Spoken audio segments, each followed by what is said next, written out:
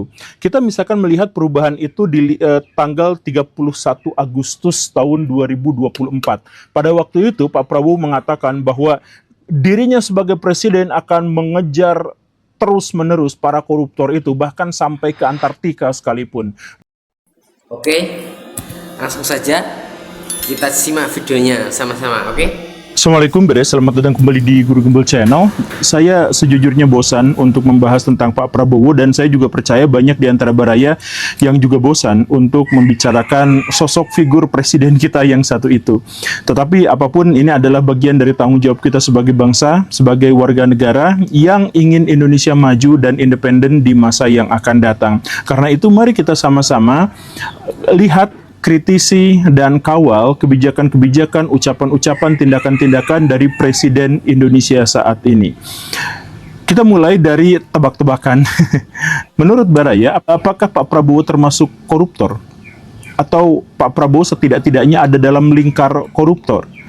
Saya termasuk orang yang berpikir atau curiga bahwa Pak Prabowo itu ada di lingkaran para koruptor. Kenapa bisa seperti itu? Karena saya melihat perubahan drastis pada sikapnya.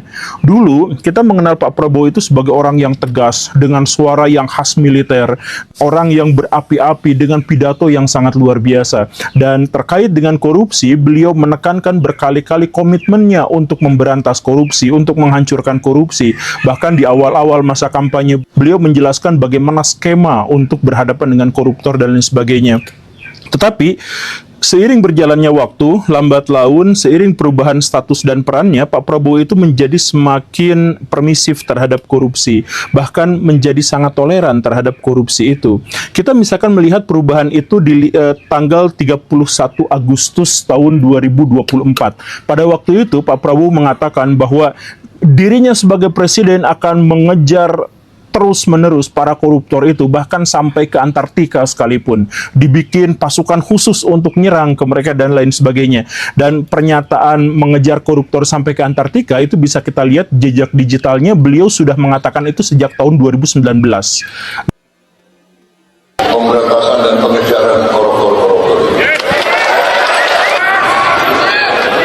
Kalaupun dia lari ke Antartika, aku kirim pasukan khusus untuk nyari mereka di Antartika. Luar biasa kan? Jadi komitmennya memang terlihat.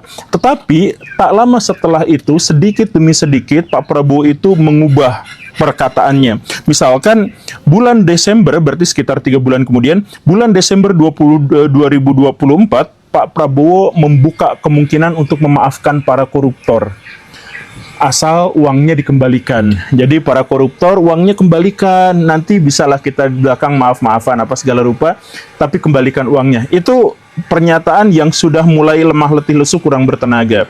Kemudian di tanggal 13 Maret tahun 2025, Pak Prabowo mengatakan sesuatu yang bahkan lebih signifikan lagi, yaitu beliau sangat ingin mengalokasikan dana untuk membuat penjara khusus koruptor di pulau terpencil.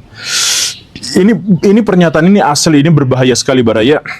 Kemudian yang ketiga, 6 April tahun 2025, Pak Prabowo ditanya oleh sejumlah wartawan, apakah setuju dengan perampasan aset? Oh, setuju, saya setuju sekali, tapi aset yang kita rampas itu bukan aset secara keseluruhan, tapi aset ya hasil korupsinya saja. Sebab kalau secara keseluruhan, nanti kasihan anak istrinya. Itu kan tidak adil. Menurut beliau seperti itu kan?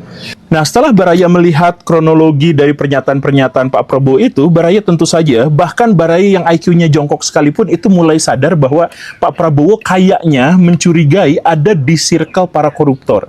Kenapa seperti itu? Lihat pernyataan pertama, yang ingin memburu para koruptor itu ke Alaska atau ke Antartika, maaf ya. Itu di tahun 2019 dan diulang tahun 2024. Itu artinya apa? Artinya beliau sangat kuat, sangat hebat, sangat ingin untuk menghancurkan koruptor-koruptor di Indonesia. Tetapi setelah beliau masuk istana, beliau mulai menyadari bahwa ternyata korupsi itu begitu besarnya, begitu masifnya, dan membentuk jaringan yang begitu kuatnya, bahkan di dalam istana. Curiga saya sih seperti itu. Karena Pak Prabowo akhirnya mulai sadar, kalau misalkan saya harus memberantas korupsi, dengan cara apa saya memberantas korupsinya? Saya misalkan menyuruh Pak Mayor Teddy, ayo berantas orang itu, orang itu. Jangan-jangan Pak Mayor Teddy sendiri adalah koruptor. Kan jangan-jangan seperti itu. Akhirnya, karena beliau masih sangat idealis untuk ingin memberantas korupsi, tetapi beliau sadar secara realitas itu tidak mungkin terjadi, dirinya sebagai presiden, maka ya sudahlah, minta pada koruptor, bukan lagi menuntut, minta, tolong please kembalikan uang rakyat itu. Saya akan memaafkan, saya akan biasakan B aja, gak akan dibilangin ke siapa-siapa, kita bikin jalur orang dalam, pokoknya kembalikan uang korupsi itu, maka semuanya selesai, semuanya dimaafkan. Itu mulai ada pergeseran. Hai para koruptor atau yang merasa pernah mencuri dari rakyat, kalau kau kembalikan yang kau curi, ya mungkin kita maafkan, tapi kembalikan dong.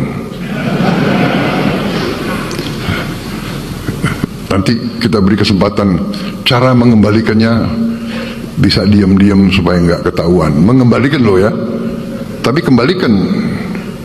Kemudian pergeseran berikutnya yang lebih parah itu, beliau menjanjikan di depan Kementerian Pendidikan kalau tidak salah akan menyiapkan untuk para koruptor khusus penjara di pulau terpencil. Inilah yang saya khawatirkan, Baraya. Saya nanti juga akan sisihkan dana, saya akan bikin penjara yang sangat, pokoknya sangat kokoh di suatu tempat yang terpencil, mereka nggak bisa keluar malam hari. Kita akan cari pulau, kalau mereka mau keluar biar ketemu sama hiu.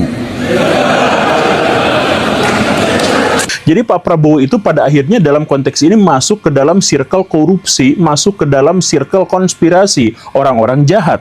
Kok bisa seperti itu? Karena gini, Baraya, tahun 2000, saya sudah pernah bahas di beberapa kesempatan, tahun 2012 penjara Sukamiskin itu ditetapkan sebagai penjara untuk orang-orang koruptor. Sejak saat dia ditetapkan sebagai penjara koruptor, harga rumah dan harga tanah di sekeliling wilayah itu menjadi mahal, naik 2 kali lipat bahkan 3 kali lipat. Saya tidak punya buktinya, anggap aja ini pepesan kosong, tapi silahkan langsung datang survei ke tempat yang itu ya, anggap aja ini membualan gitu ya. Tapi harga-harga rumah di sana tiba-tiba melonjak 2-3 kali lipat, dan alasannya adalah karena penjara Sukamiskin itu setelah ditempati para koruptor, itu banyak celah-celah rahasia yang memungkinkan para penghuni-penghuninya untuk keluar masuk seenaknya. Jadi para koruptor itu gak pernah dipenjara, Baraya. Para koruptor itu kalaupun dipenjara, dia mendapatkan fasilitas tempat yang sangat mewah, yang sangat bagus, lengkap dengan AC, televisi digital, dan kulkas dan sebagainya. Dan mereka juga boleh untuk keluar masuk. Begitu, konon katanya seperti itu ya. Ini mah konon cerita orang-orang yang ada di sekitar Sukamiskin. Baraya silakan investigasi langsung orang-orang di sekitar Sukamiskin, tanyakan kesaksian-kesaksian mereka, apakah mereka pernah melihat dan bertemu dengan koruptor-koruptor di luar penjara. Nah, ada yang tinggalnya di rumah mewah dan lain sebagainya. Nah, mungkin Pak Prabowo menyadari ini, sehingga Pak Prabowo itu berpikir satu-satunya yang menjadi penghalang para koruptor untuk bisa menikmati fasilitas mewah itu adalah inspeksi dari Najwa Shihab. Kan kalau misalkan diinspeksi bakal ketahuan kan. Nah, maka jalannya itu adalah berikan koruptor itu sebuah tempat yang sangat jauh, nun jauh di sana, yang sangat terpencil dan dirahasiakan. Bukan agar para koruptor itu dimakan hiu kalau berusaha kabur, bukan. Tapi itu agar jauh dari pantauan masyarakat dan pantauan media. Jadi sebenarnya yang dipenjara di sana itu kosong, atau orang-orang yang dikorbankan atau siapapun, tapi sebenarnya para koruptornya justru tidak dipenjara di sana. Makanya Pak Prabowo mengatakan, oh penjarakan saja di tempat terpencil. Ngapain juga Pak menghabiskan dana yang sebegitu besarnya untuk bikin penjara di pulau terpencil? Kenapa kita tidak tegakkan hukum saja gitu? Begitu kan? Ya itu logika berpikir saya, itu kecurigaan saya. Kalau misalkan Baraya ikut curiga juga ya terserah. Tapi kalau tidak ya tidak apa-apa, kan kita tidak punya bukti, tidak punya apa, kan siapa juga yang tahu apa yang terjadi di masa depan gitu. Tapi lanjut lagi, setelah Pak Prabowo mengeluarkan pernyataan itu, baru-baru ini sekitar pekan pertama April 2025, Pak Prabowo itu mengatakan juga bahwa saya setuju dengan perampasan aset koruptor, tapi aset yang dikorupsi saja yang dikembalikan. Artinya apa? Pak Prabowo memaafkan koruptor dan tidak mau memberi hukuman kepada mereka. Coba Baraya misalkan gini ya, saya korupsi 100 miliar. Ya sudah, rampas saja 100 miliar itu karena itu milik negara, ya sudah, itu bentuk hukumannya. Jadi bentuk hukumannya adalah perampasan aset, tapi hanya aset yang dikorupsi. Artinya kalau saya korupsi 100 miliar, kembalikan saja, rampas saja yang 100 miliar, lalu saya baik-baik saja. Ya itu kan ceritanya, kata-katanya adalah seperti itu kan. Saking beliau itu putus asa terhadap pemberantasan korupsi di Indonesia karena terlalu banyaknya gitu. Nah karena itu maka ya sudahlah, apa boleh buat, ya win-win solution aja, kembalikan uangnya, kemudian Anda tidak usah diperiksa, tidak usah ditangkap, tidak usah diapa-apakan, karena jalur lewat orang dalam aja kan gitu. Visi misi dari Pak Prabowo itu seperti itu. Nah ya artinya apa? Ya artinya menjadi koruptor itu enak gitu. Kalaupun misalkan di penjara dia dibebaskan, disimpan di pulau terpencil yang tidak diketahui oleh media massa gitu kan. Kemudian kalau misalkan ada jalur orang dalam untuk bisa mengembalikan semuanya dan tidak diproses apa-apa dan sebagainya gitu. Dan ini juga mengindikasikan satu hal yang lebih fatal, bahwa coba cek Baraya, Pak Prabowo itu dia mengatakan adil atau tidak kalau misalkan anak dan istrinya itu juga ikut di penjara atau ikut dihukum, kan gitu pernyataannya ya. Artinya apa? Artinya Pak Prabowo itu sesuai dengan dugaan saya yang saya omongin di podcast Pak Deddy Kobisa, di mana-mana, di RJL 5 juga saya sampaikan seperti ini. Pak Prabowo itu tidak pernah lihat realitas kecuali apa yang dibisikkan kepadanya oleh orang-orang terdalamnya, oleh lingkaran terdalamnya.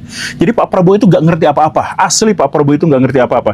Termasuk Pak Prabowo itu tidak tahu bahwa masyarakat itu kesakitan, kelaparan, susah untuk mendapatkan pekerjaan, stres terhadap gajinya sendiri, itu adalah penderitaan dari rakyat Indonesia. Pak Prabowo mohon dengarkan itu. Indonesia itu sedang menderita. Masyarakat Indonesia, rakyat Indonesia itu mudik aja kemarin kesulitan karena THR-nya tipis, banyak yang dipecat, perusahaan-perusahaan besar bangkrut, investasi lari ke luar negeri, ekonomi Indonesia tidak baik-baik saja. Dan itu disebabkan oleh apa? Korupsi. Karena itu disebabkan oleh korupsi, kemudian kita menuntut, rakyat Indonesia menuntut untuk miskinkan mereka, tapi Pak Prabowo justru malah berempati kepada keluarganya.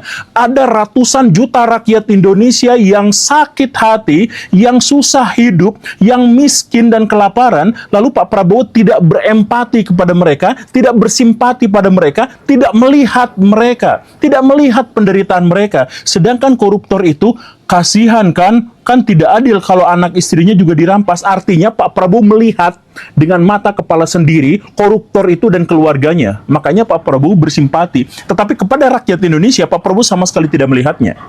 Dan bukti bahwa Pak Prabowo tidak melihat rakyat Indonesia itu terpampang nyata di mana-mana. Pak Prabowo itu selalu memiliki pikiran yang berbeda dengan apa yang menjadi realitas. Kan saya dulu di podcastnya Pak Deddy saya juga jelaskan. Ketika Pak Prabowo itu kalah dalam pemilu, beliau itu sujud syukur merayakan kemenangan. Ketika kalah untuk kedua kalinya, beliau sujud syukur untuk kedua kalinya merayakan kemenangan. Karena apa? Karena Pak Prabowo itu hanya mendapatkan bisikan dari orang-orang dalamnya saja. Dia nggak lihat realitas, dia nggak lihat KPU, dia nggak lihat quick count, dia nggak lihat mana-mana. Dia hanya lihat perhitungan dari dalam, dari ring terdalamnya saja. Itu kan? Nah, karena itu kemiskinan Indonesia dia nggak percaya. Kemiskinan Indonesia dia katakan dibantah itu sambil mengatakan bahwa Indonesia adalah negara dengan kekuatan ekonomi terbesar keempat di dunia. Yang mungkin ring-ring terdalam Pak Prabowo itulah yang koruptor-koruptor itu gitu. Nah, karena Pak Prabowo tidak melihat realitas di lapangan, maka dia nggak lihat kemiskinan, dia nggak lihat apapun, dia nggak lihat penderitaan, dia hanya melihat orang-orang di sekelilingnya kasihan kalau di penjara, orang-orang di sekelilingnya itu kasihan kalau asetnya dirampas. Bahkan dia tidak tahu bahwa sebagian besar pejabat yang korupsi, anaknya itu terlibat ikut korupsi. Atau anaknya jadi bandel, jadi arogan, jadi keterlaluan. Baraya ingat kan ada anak pejabat yang nyiksa orang sampai koma? Karena apa? Karena dia anak pejabat. Dia pamer harta kekayaan uang korupsi ayahnya gitu kan. Nah, anak-anak pejabat itu banyak yang kayak gitu Baraya. Anak pejabat dari koruptor itu mentalnya udah rusak. Itu makan uang haram tiap hari. Jadi hidupnya nggak berkah gitu. Nah, itu realitasnya. Itu kehidupannya kan seperti itu. Dan Pak Prabowo itu bersimpati kepada itu. Ratusan juta korban korupsi di Indonesia, Pak Prabowo tidak melihatnya. Jadi saya minta, apakah Pak Prabowo melihat podcast saya, video saya yang ini, please. Saya udah cari-cari jalan supaya apa yang dikatakan masyarakat itu didengar sama Pak Prabowo, tapi saya nggak tahu sampai atau enggak gitu. Bahkan saya bertemu dengan seorang buzzer, saya tidak sebutkan namanya. Buzzer itu menyampaikan keluh kesah masyarakat. Pak, realitas masyarakat itu begini. Kepada Pak Prabowo pengakuannya. Kemudian Pak Prabowo kaget, hah? Masa sih kayak gitu? Serius? Oh, gitu Pak Prabowo tuh. Bahkan kan pernah saya juga sampaikan, nama buzzer Pak Prabowo itu nggak tahu.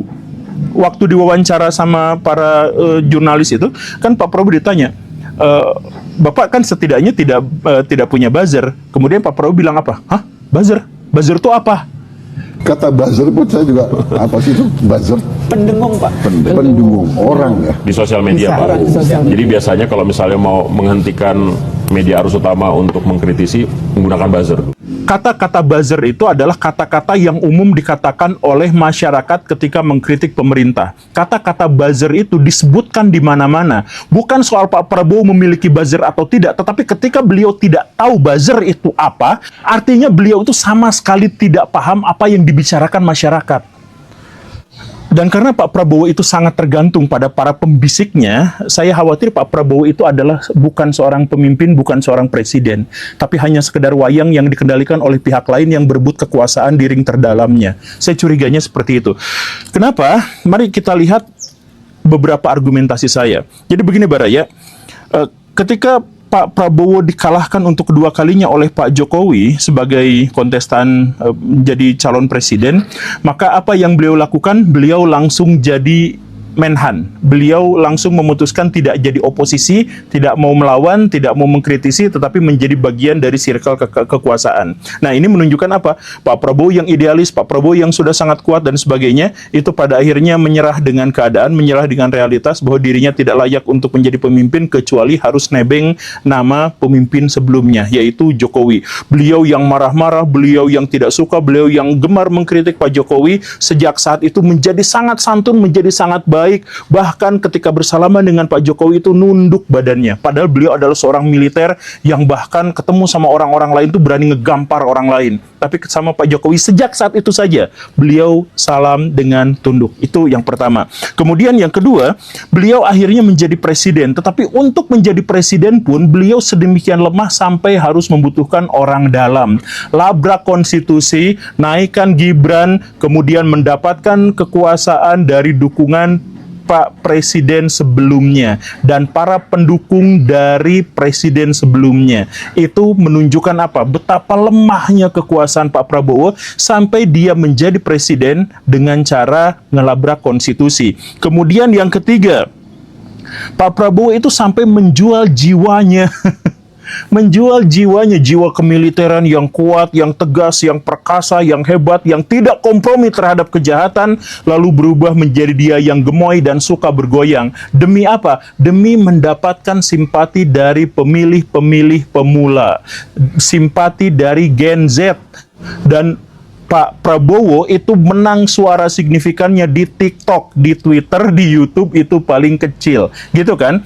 Kemudian yang ketiga, setelah Pak Prabowo berkuasa, beliau langsung mencoba menarik sebanyak mungkin lawan-lawan politiknya menjadi koalisinya.